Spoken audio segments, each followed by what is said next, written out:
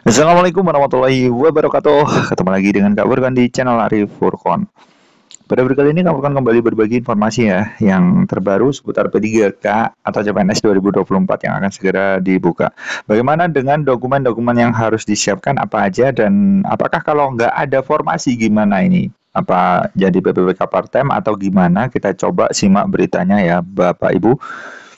Oke, di sini Bapak Ibu bisa perhatikan dokumen yang harus disiapkan PPPK untuk 2024 ini hati-hati keliru karena untuk di PPPK sebelumnya banyak yang tidak lolos administrasi gara-gara dokumen yang diupload itu salah ya Bapak Ibu ya. Pendaftaran CPNS dan P3K 2024 akan dibuka Juli. Ketahui syarat dan buruan siapkan ya dokumen penting ini Senin 24 Juni 2024. Jadi teman-teman yang menyiapkan dokumen itu jangan sampai keliru ya Bapak Ibu ya. Dokumennya itu harus sesuai dengan instruksi ya Bapak Ibu ya. Misalkan ijazah. Nah, ijazah yang di-scan itu kadang yang fotokopian. Nah, padahal yang diminta itu yang asli. Ini sudah melanggar ya kan istilahnya tidak sesuai dengan kriteria, makanya bisa menyebabkan teman-teman itu tidak lolos administrasi nantinya. Nah, seperti itu. Jadi disiapkan saja dari sekarang ya Bapak Ibu ya. Jangan sampai keliru ini hanya upload. Atau teman-teman bisa tanya ke rekan-rekan lain yang sudah berpengalaman ya dalam pendaftaran seperti ini. Oke.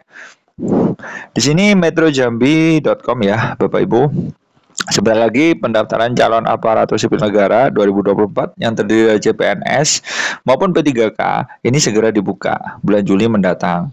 Pemerintah membuka lowongan sebanyak 1,2 juta formasi untuk CASN 2024 yang terdiri dari P3K maupun CPNS ya Bapak Ibu ya. Ini terdiri dari ada CPNS, ada P3K.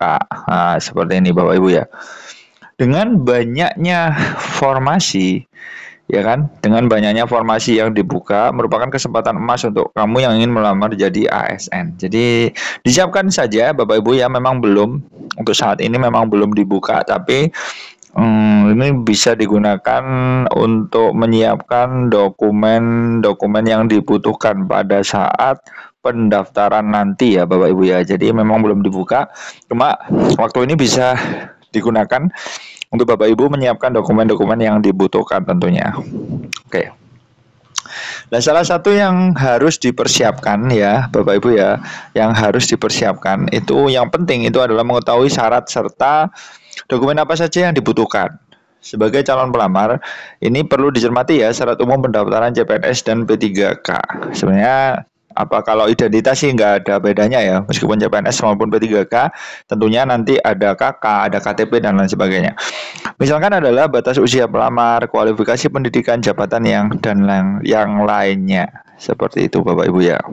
Oke, di mana calon pelamar ini juga perlu tahu nih sedikit lowongan informasi yang dibuka, apakah lowongan tersebut untuk menjadi CPNS atau P3K. Nah, seperti itu. Nah, ini adalah syarat-syarat yang harus atau dokumen ya yang harus disiapkan ya. Sebagai calon pelamar harus mempersiapkan dokumen yang diperlukan. Nah, ini dokumen pentingnya. Nah, di sini ijazah. Nah, di sini adalah ijazah asli, teman-teman ya. Tentunya ini ijazah asli yang di-scan ya kan, ijazah asli. Ya, ini di-scan. Itu biasanya itu ada ukurannya, teman-teman ya. Ini kan di-scan. Nanti ada ukurannya. Teman-teman bisa dia itu mintanya itu di PDF atau JPG. Nah, seperti itu biasanya. Nah, itu pun biasanya itu ada ukuran maksimalnya. Nah, ini perlu diperhatikan teman-teman ya, maksimal ukurannya berapa, misalkan 200 kilobit. Nah, sedangkan hasil scan-nya Bapak Ibu itu 1 MB katanya, ya di-convert dulu. Ya kan, misalkan lebih dari 200, kalau ukuran dari 200 kilobit enggak masalah. Yang dikhawatirkan kan hasil scan-nya itu MB-an, ya kan, sampai 2 MB ini harus di-convert secara online. Nah, seperti itu, di-convert secara online, banyak itu di Google itu banyak ya kan. Ketik saja convert PDF, convert JPG, itu insya Allah nggak ada masalah. Begitu juga transkrip nilai. Nah, seperti itu ya. Jadi ini jangan keliru, ini transkrip nilai itu semuanya yang harus asli yang di-scan. Dan nanti ukuran maksimalnya itu harus diperhatikan, biasanya 200 kilobit atau 800, nah, seperti itu. Nah, ini juga berlaku di yang lainnya ya kan, KTP ya kan. Nah, ini di sini ada KTP, akta. Ini biasanya kalau di B3K ada SK. Ada SK ini juga sangat penting ya, Bapak Ibu ya. Di sini SK-nya itu biasanya juga asli ya, Bapak Ibu ya. SK-nya asli. Nanti teman-teman tinggal scan, tinggal upload saja di tahun sekian sampai sekian, sekian sampai sekian. Nanti ini penting bagi untuk P3K karena menunjukkan apa masa kerja ya, pengabdian ya kan, masa kerja nanti untuk yang semakin lama maka nanti semakin menjadi apa prioritas. Jadi peluangnya semakin besar untuk di ASN-kan di tahun ini. Seperti itu Bapak Ibu ya. Oke. Kemudian selanjutnya di sini ada kabar yang menarik ya. Jika tidak ada formasi itu gimana? Ini untuk guru sih Bapak Ibu. Untuk teknis dan tenaga kesehatan mungkin juga sama. Apakah akan dilakukan pengalian ke part time? Nah, ini pertanyaannya ya Bapak Ibu ya. Apakah akan ada pengalian ke part time? Jawabannya tidak ada. Jadi masih belum. Jadi masih belum ada kebijakan yang menyatakan bahwa kalau tidak ada formasi itu akan dialihkan ke PPK part time. Ini masih belum. Ini sumbernya dari guru kita ID, guru honorer tidak dapat formasi P3K 2024 tidak dialihkan ke paruh waktu. Nah, sudah ya, sudah jelas ini tidak, ya kan? Memang belum ada regulasi yang mengatur seperti itu ya Bapak Ibu. Ini hanya spekulasi teman-teman saja. Guru honorer P1 yang tidak mendapatkan formasi PPK 2024 tidak akan dialihkan ke paruh waktu. Hal ini juga berlaku untuk guru mapel. Guru mapel harus memenuhi beban kerja penuh selama 24 jam. Begitu juga Kemendikbudristek ini telah mengusulkan juga agar guru tidak masuk dalam PPK paruh waktu melalui RPP manajemen ASN. Jadi memang belum ada untuk part time. Semuanya ya kan, semua PPPK itu adalah full time ya kan atau penuh waktu karena ya posisinya sebagai ASM masa part time ya kan, seperti itu kan tidak mungkin juga. Tapi ini juga tidak menutup kemungkinan ya kan, untuk pemerintah kan sedang menyusun regulasinya. Ini regulasinya kan belum ada, jadi tidak menutup kemungkinan juga Bapak Ibu ya. Nah, guru ini alasannya Bapak Ibu ya. Guru itu tidak bisa dimasukkan ke dalam sistem PPK paruh waktu. Dasarnya jelas, guru ASN harus memenuhi beban kerjanya 24 jam. Sehingga tidak memungkinkan mereka mengajar di sekolah lain. Ibu Nunu, Dirjen GTK Kemendikbud. Nah, ini kan sudah jelas Bapak Ibu ya, kalau apa ASN guru ya wajib ya kan minimal itu 24 jam. Ya, kan sudah full tuh ya kan 24 jam. Jadi tidak mungkin untuk apa dijadikan part time. Jadi harus full time. Nah, ini pernyataan juga tidak dapat bagaimana kalau guru honorer atau tenaga honorer itu tidak dapat formasi atau tidak ada formasinya, apa yang harus dilakukan. Nah, ini juga masih disusun ya, apa regulasinya kita tinggal tunggu saja sih. Di dalam formasi PPK 2002 tidak dialihkan ke paruh waktu. Nah, ini sudah jelas sih Bapak Ibu ya. Oke.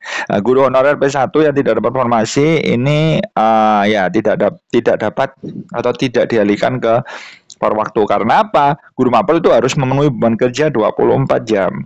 Kemendikbudristek juga telah mengusulkan agar guru tidak masuk dalam PPK paruh waktu. Jadi aman teman-teman. Tapi nggak tahu ya kalau tidak dapat formasi itu seperti apa. Nah, untuk alurnya ini masih tahap penetapan praktek BKN, masih belum ada tanda-tanda Bapak Ibu ya, mungkin ya itu tadi Juli insya Allah ya kan.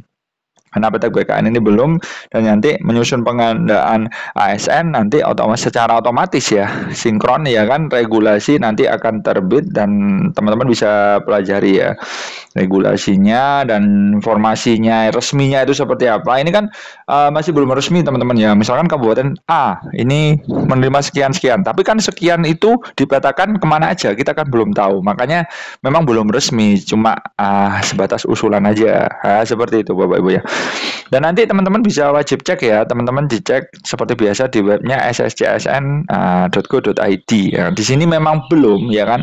Coba Bapak Ibu perhatikan, ini masih 2023. Jadi memang belum. Untuk alur juga sama, tapi insya Allah untuk alur tidak ada perubahan ya, tetap yang disiapkan adalah NIK yang harus terintegrasi di Dukcapil ya. Teman-teman bisa ngurus itu, kakaknya yang bermasalah, NIK-nya bermasalah, ini bisa ditanyakan ke Dukcapil agar nanti setelah pembukaan apa CSN 2024 teman-teman nanti tidak kebingungan. Nah, seperti itu Bapak Ibu ya. Nah, di sini masih 2023 ya untuk CPNS. Ada P3K guru, kemudian ada P3K nakes dan P3K tenaga teknis ini belum ya. Terus untuk formasi ya teman-teman ya. Nah, ini ada yang tanya ya di channelnya Kak Furkon untuk tenaga teknis apakah membuka untuk umum? Harusnya ada Kak. Jadi cuma ini regulasinya memang belum tampil ya. Harusnya ada, formasi umum tetap ada harusnya Bapak Ibu ya. Perlu diperhatikan. Cuma nanti mungkin kebijakan-kebijakan khusus itu yang mengatur syaratnya harus sekian. Nah, nanti kalau guru itu biasanya kalau formasi umum ada surat keterangan nih dari yayasan untuk bersedia ya kan ditinggalkan ketika dia itu diterima. Dan itu sangat mustahil Bapak Ibu ya. Biasanya munculnya itu surat resign. Jadi itu adalah pilihan Bapak Ibu. Jadi untuk kalau mau nyoba ya silahkan ya kan seperti itu Bapak Ibu ya. Karena ini diperketat ya karena di sini banyaknya kalau di guru itu banyaknya yayasan yang kehilangan guru-guru hebatnya ya kan karena keterima P3K. Makanya ada sedikit pengetatan ya dari pihak Panselnas ini pihak yayasan kan banyak yang protes tuh ya kan.